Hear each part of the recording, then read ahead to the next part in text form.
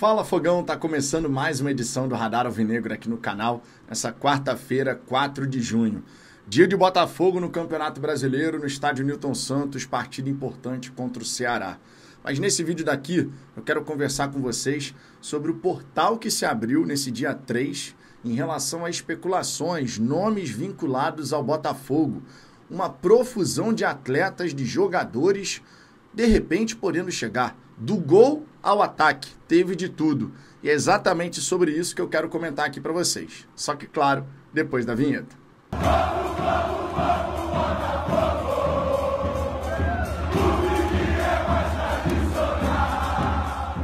Vamos lá, Fogão, antes de mais nada, uma ótima quarta-feira para você, que o Botafogo mais tarde possa vencer o Ceará. Serão 3 pontos importantíssimos que nos colocarão no G6 da competição. Considerando tudo que aconteceu no primeiro semestre, sinceramente vou encarar isso como uma vitória. Pensando aí nos objetivos que a gente tem para a temporada.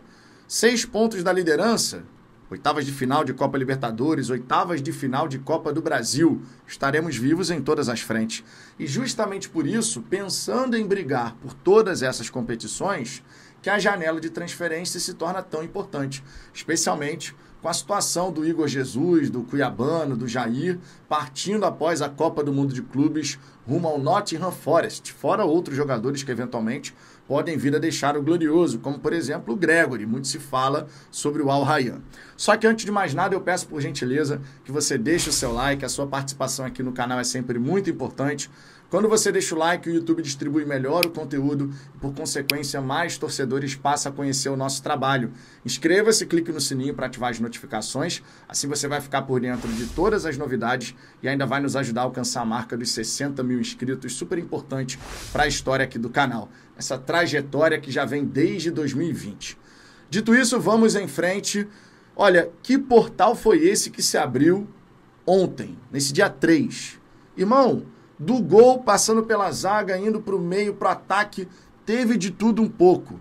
O Gatito, por exemplo, pode rescindir o seu contrato com o Cerro Porteño. Virou reserva por lá, já disputou 17 partidas pela equipe paraguaia, inclusive está junto de sua seleção, o Paraguai que está indo para a Copa do Mundo nesse momento. O Gatito, portanto, vai poder realizar esse sonho e pode fechar com o Botafogo já para a Copa do Mundo de Clubes.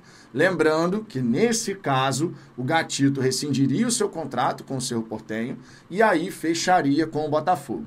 Não para ser reserva imediato do John, nesse momento, acredito que essa vaga é do Léo Link, mas para ser uma boa alternativa, de repente ali a terceira opção. Convenhamos, muito melhor ter o Gatito, de repente, como terceiro reserva do que o Raul, porque olha, o Raul é um chama-golaço daqueles, né? Indo para a zaga, teve uma especulação que o nosso glorioso Bernardo Gentili já disse que isso daí não procede, o tal do Juan, que hoje está no São Paulo. Então a gente vai descartar esse nome aqui porque a fonte que trouxe a informação não é muito confiável, então não vale a pena a gente acreditar que o Botafogo está buscando realmente esse atleta. Mas vale lembrar que o glorioso está acertando com o Caio Pantaleão. Inclusive o Alessandro Brito já se comunicou com um veículo lá da Rússia afirmando: o Caio Pantaleão está sim acertando com o Botafogo. Então teremos a chegada de um zagueiro já para fazer a reposição ao Jair, que vai se transferir para o Nottingham Forest. Passando agora para o setor ofensivo. Irmão, a quantidade de nome que tivemos ontem em relação ao setor ofensivo foi brincadeira.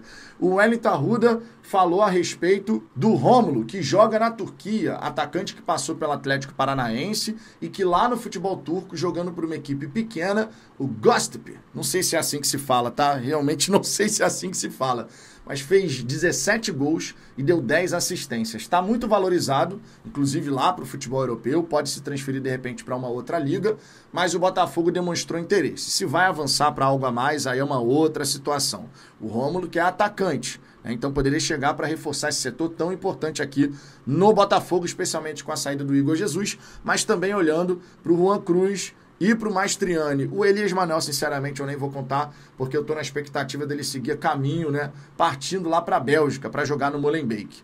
Também vale destacar o Joaquim Correia, atacante de beirada, pode fazer também ali o centroavante e tal, mas jogador que atua mais ali pelo lado esquerdo. que joga na Internazionale de Milão. Seu melhor momento no futebol italiano foi pela Lazio, onde ele realmente teve muitas participações em gols, mas na Internazionale, até pela concorrência, diminuindo a minutagem, acabou não conseguindo performar da mesma maneira. Ele tem uma idade muito boa ainda, Santos. A gente está falando de um atleta de 30 anos de idade, muita lenha para queimar, e se vier a fechar com o Botafogo, segundo o Globo, inclusive, o Botafogo tem otimismo pela negociação, ter um desfecho positivo, seria realmente uma contratação bem interessante, muito interessante mesmo. Já o Matheus Medeiros trouxe a informação a respeito do italiano Bernardeschi, que está no Toronto, há 4 temporadas já na MLS, sempre tendo números muito impressionantes, joga ali como um ponta-direita, um cara que faz esse corredor aqui pela direita com muita intensidade, 31 anos de idade ainda, só que nesse caso tem um aspecto muito, muito importante, que é o salário que ele recebe lá na MLS. A gente está falando aí de pelo menos 3 milhões de dólares por temporada garantidos, o que convertendo e depois dividindo, fazendo ali a matemática, daria aí pelo menos um salário de 1.450.000, 1.500.000 reais. É um salário bem considerável, mas também é um atleta que tem passagem por seleção italiana. Seria um reforço também muito, muito bacana se tiver negócio. A gente aqui, claro, está falando de vários nomes, muitas especulações, mas só o tempo vai dizer se a gente vai avançar e concretizar essas negociações, ou melhor, essas sondagens, especulações, se tornando em contrato assinado. Também vale destacar o nome de Martín Orreda, ele mesmo, que jogava no Godoy Cruz, o Botafogo tentou a contratação, a equipe argentina fez que aceitou a proposta, pediu mais dinheiro, fez que aceitou a proposta, pediu mais dinheiro, no fim das contas o Botafogo não fechou esse negócio, ele foi para a MLS jogando no Orlando City, só que o seu contrato se encerra em dezembro desse ano. Ele está tendo um ótimo desempenho por lá, e se o Botafogo conseguir dessa vez avançar nesse nome, é muito comum o Botafogo, inclusive, fazer esse tipo de coisa, né? Mostrou interesse no passado, surgiu uma nova oportunidade, tenta novamente. Se a gente conseguir a contratação do Orreda, realmente seria um nome bem interessante aí para a sequência da temporada. Então, só aqui eu estou falando de 3 jogadores para as beiradas que, agregariam muita qualidade ao Botafogo. Sinceramente, seriam nomes muito, muito interessantes, tá? Olha, eu fico animado. Se vai sair negócio daí, eu não sei. Mas pelo nível dos jogadores, eu fico animado. Tomara que o Botafogo consiga avançar e fechar negócio. Também vale destacar o Arthur Cabral, que segundo o jornalista italiano, agora me fugiu o nome, mas está muito próximo do Botafogo já, né? O Benfica vê com bons olhos a negociação. O Arthur Cabral, então, poderia assinar contrato com o Glorioso até 2029. Muita gente aí criando casa, porque o Arthur Cabral no Benfica não conseguiu fazer muito gol. É verdade. Mas essa história de que ele fez 2 gols em 21 jogos, não é bem assim. O Bruno Lage não estava utilizando o Arthur Cabral. O centroavante principal, o Pavlidis, lá do Benfica, muito bom jogador, então não deu brecha para que o Arthur Cabral pudesse se criar. E cá entre nós, se o Arthur Cabral estivesse fazendo 20, 25, 30 gols lá no Benfica, ele não voltaria agora ao futebol brasileiro, né? Mas considerando as opções que a gente tem, a chegada do Arthur Cabral agregaria qualidade sem sombra de dúvida no meu entendimento, tá? Não estou dizendo que é um cracaço de bola, não, nada disso. Mas é um jogador que tem experiência internacional, tem essa vivência de ter feito muitos gols lá pelo Basel, também fez muitos gols pela Fiorentina na segunda temporada, foram 17 gols na segunda temporada. No Benfica não foi também assim, mas aqui no Botafogo, sendo o principal nome do ataque, porque ele sim vai ser o centroavante titular, sem sombra de dúvida em relação a isso, né? Imaginando a chegada dele, tendo Juan Cruz e o Mastriani, não tem nem o que pensar. Ele vai assumir essa titularidade, quem sabe ele pode reviver o momento que ele teve lá no Basel, onde teve participações em gols assim absurdas, muitos gols marcados e realmente 3 temporadas sensacionais, espetaculares, né? Muitos nomes sendo comentados, sempre importante dizer que especulação não é negócio concretizado. É normal nesse período que a gente tenha muito disse-me-disse, muita notícia sobre nomes disso, nome daquilo, jogador que pode chegar, jogador que está sendo sondado, às vezes nem é o caso. A gente tem que encarar com naturalidade e tentar fazer o melhor filtro possível. E os nomes que foram ventilados hoje foram apurados por pessoas que tentam fazer e buscam fazer um trabalho muito sério nesse sentido. Por isso até que eu não trouxe, não fiquei aqui falando muito sobre o tal do zagueiro, o Juan, porque a fonte, eu não gosto dessa fonte, eu acho que é uma fonte que sempre dá uma bola fora, então eu prefiro aqui nem falar qual é a fonte nem nada.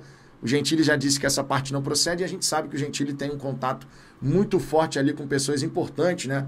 Que trabalham diretamente com o Botafogo justamente para poder tentar trazer as melhores informações possíveis lá no Fogão Net.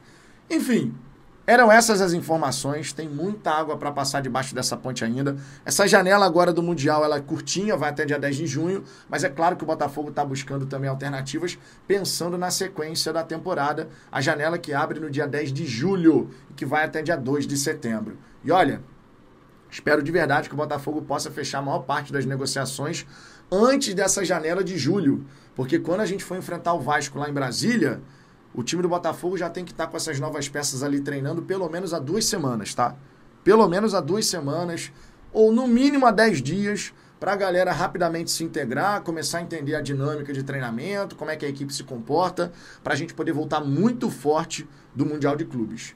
O que vai acontecer na Copa do Mundo é uma coisa, o que vai acontecer depois com sequência de Brasileirão, Copa do Brasil e Copa Libertadores é outra completamente diferente. E claro, a gente espera que a gente seja muito feliz. Essa é a grande realidade. Por hora é só, eu tô indo nessa. Lembrando que tem pós-jogo hoje aqui no canal com o comando de Ricardo Azambuja. Eu estarei voando a caminho do Mundial, digamos assim, não ainda para o Mundial, né? Mas estarei voando, então não conseguirei participar do pós-jogo, mas Ricardo Azambuja vai comandar a resenha. E você, claro, é nosso convidado. Por hora é só, tô indo nessa. Beijo no coração. Fui!